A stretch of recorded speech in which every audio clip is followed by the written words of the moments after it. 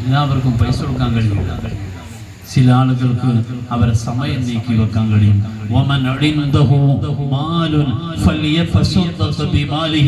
സമ്പത്തുള്ളവർ സമ്പത്ത് കൊണ്ട് സ്വതക്ക ചെയ്യും.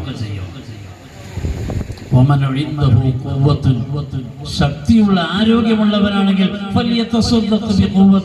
അവൻ ഖുവ്വത്ത് കൊണ്ട് അവൻ സ്വതക്ക ചെയ്യും.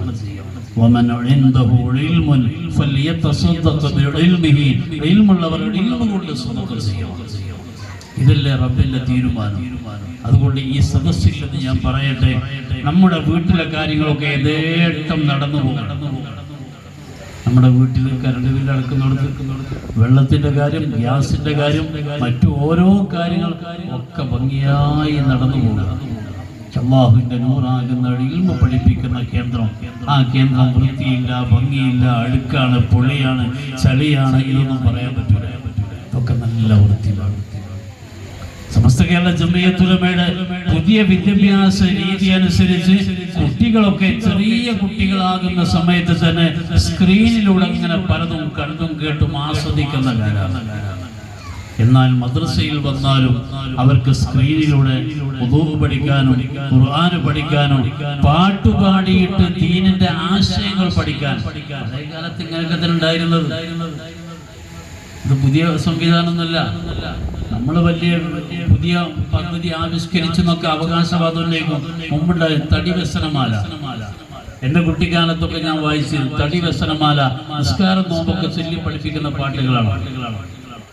മഹാന്മാരെ കഥകളൊക്കെ പഠിപ്പിക്കല്. നിങ്ങളെ പരിസരത്തല്ലേ കുഞ്ഞിമരക്കാർ ഷഹീദ് തങ്ങൾ കിടക്കുന്നത്? 7-ൽ 1 ഖബർ ഇവിടെയല്ലേ ഉള്ളത്.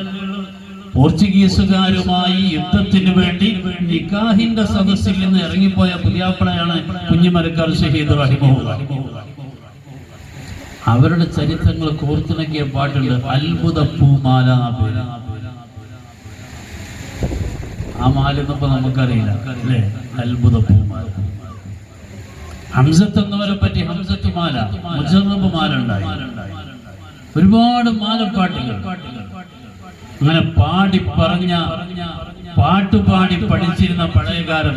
ആ ഒരു കാലത്തേക്ക് പുതിയ ലോകത്തെ കൊണ്ടുപോകുമ്പോൾ ഒരു നല്ല സ്മാർട്ട് ക്ലാസ് റൂം ഉണ്ടാക്കിയിട്ട് ഒരു നല്ല സ്ക്രീന് വെച്ചിട്ട് ആ കുട്ടികൾക്ക് അതിലൂടെ നല്ല നല്ല ശബ്ദങ്ങളും നല്ല കാഴ്ചകളും എല്ലാം തെറ്റാതെ പഠിപ്പിക്കാൻ പറ്റുന്ന കേരളത്തിലെ 10,000-ലേറെ വരുന്ന മദ്രസയിൽ എല്ലാ മദ്രസയിലും ഒരേ രീതിയിലുള്ള ശബ്ദം കേൾപ്പിക്കാൻ പറ്റുന്ന രീതി ഉണ്ടാകുമ്പോൾ അൽഹംദുലില്ലാഹ് നമുക്കും അതിന്റെ കൂടെ നിൽക്കാൻ കഴിയും. നിങ്ങളെ വീട്ടിൽ സ്വന്തമായി നിങ്ങൾക്ക് എന്തും സംവിധാനിക്കാൻ നിങ്ങളെ കയ്യിൽ പണം ഉണ്ടെങ്കിൽ ഒന്ന് കുറച്ച് മദ്രസയൊക്കെ കൊടുത്തൂടെ? ആർക്കും പ്രയാസം ഉണ്ടാവില്ലല്ലോ. ഞാൻ ഇത്ര കൊടുക്കണമെന്ന് പറയില്ല. ഈ സദസ്സിൽ അങ്ങനെ പിരിവ് നടത്താൻ ഉദ്ദേശിക്കുന്നില്ല.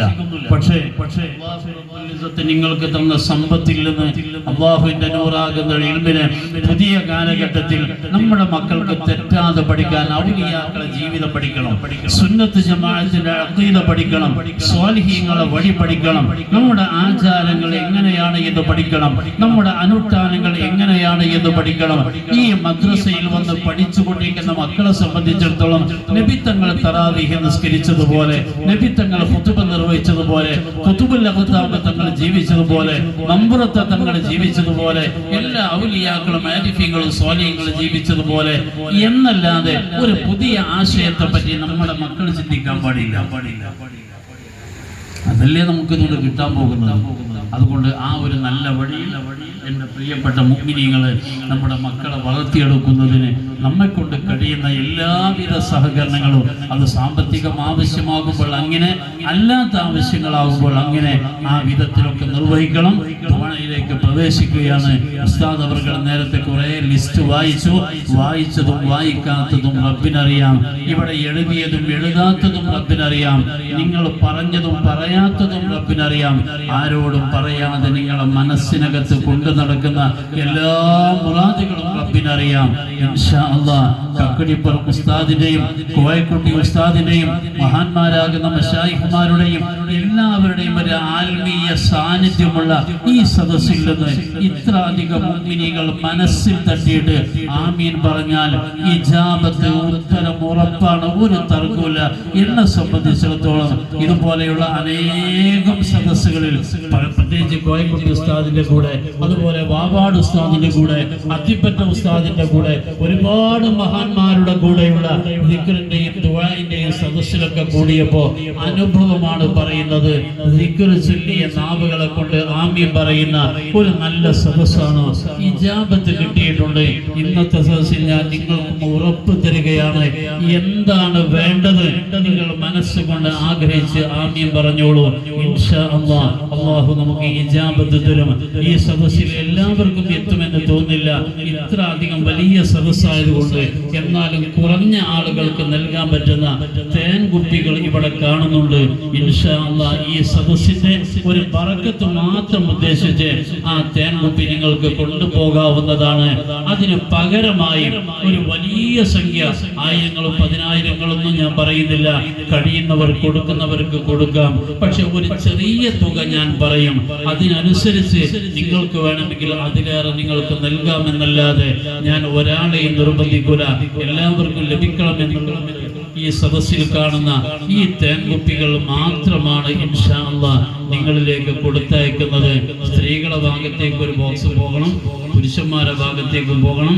അതിലേക്ക് കൈ നീട്ടുന്നവർക്ക് കൊടുക്കാമെന്നല്ലാതെ ഒരാളെയും നിർബന്ധിപ്പിച്ച് കൊടുക്കരുത്. എൻ്റെ അനുഭവത്തിൽ ഒരുപാട് അനുഭവങ്ങളുണ്ട്.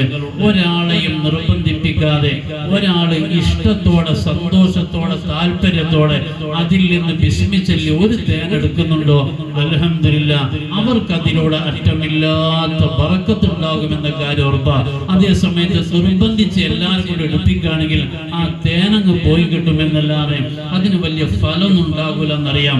അതുകൊണ്ട് ഇന്നത്തെ ദിവസം ഈ തേന നിങ്ങളെ സദസ്സിലേക്ക് ഞാൻ കൊടുത്തയക്കുമ്പോൾ ഒരു ഫാത്തിഹ, എല്ലാവരും ഒരു ഫാത്തിഹ സുൽത്താനുൽ ഹിന്ദ് അത്വാഉർ റസൂൽ അജ്മീർ ഖാജ റളിയല്ലാഹു അൻഹുവിന്റെ പേരിൽ ഇന്ത്യ രാജ്യത്ത് ആർക്ക് ഏത് നിഅമത്ത് അല്ലാഹു നൽകുന്നുണ്ടെങ്കിലും ഈ രാജ്യത്തിന്റെ മഹാരാജാവ് അജ്മീർ ഖാജ തങ്ങളിലൂടെ കിട്ടുന്ന നിഅമത്ത് തന്നെയാണ്.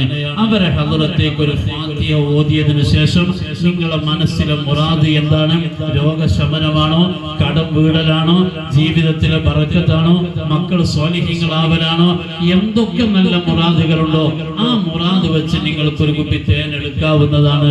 ഫാത്തിഹ ഓതിക്കഴിഞ്ഞാൽ നിങ്ങളിലേക്ക് ആ തേന് വരും. അല്ലാഹു ഖബൂലാക്കട്ടെ. അൽ ഫാത്തിഹ. അഊദു ബില്ലാഹി മിനശ് ശൈത്വാനിർ റജീം. ബിസ്മില്ലാഹിർ റഹ്മാനിർ റഹീം. അൽഹംദുലില്ലാഹി റബ്ബിൽ ആലമീൻ. അർറഹ്മാനിർ റഹീം. മാലികി യൗമിദ്ദീൻ. إياك نعبد وإياك نستعين.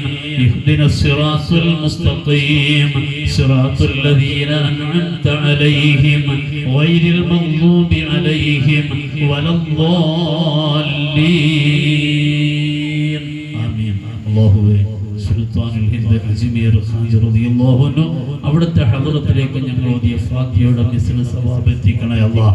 അവരെ ബറക്കത്തിലൂടെ ഈ തേൻ മുഴുവനും വലിയ ശിഫാ ഉള്ള ഔഷധമാക്കി മാറ്റണേ അല്ലാഹ്. ഏതൊരു വീട്ടിലേക്കാണോ തേൻ കുപ്പി എത്തുന്നത് ആ വീട്ടിൽ അറ്റമില്ലാത്ത ബറക്കത്ത് കൊണ്ട് നിറക്കണം റഹ്മാനെ. എല്ലാ മുസീബത്തിൽ നിന്ന്, സിഹറിൽ നിന്ന്, ഐനിൽ നിന്ന്, ഹസദിൽ നിന്ന് ആ വീട്ടുകാരെ രക്ഷപ്പെടുത്തണം റഹ്മാനെ.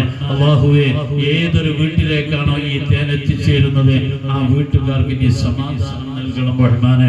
ആരോടും പറയാതെ മനസ്സിനകത്ത് കൊണ്ടു നടക്കുന്ന ഏത് വിഷമങ്ങളാണെങ്കിലും അല്ലാഹുവേ ആ തേൻ കൊണ്ടുപോകുന്നവരുടെ വിഷമങ്ങളൊക്കെ നീ ദൂരീകരിക്കണം റഹ്മാനെ. ബിറഹ്മതിക യാ അർഹമർ റഹീമീൻ.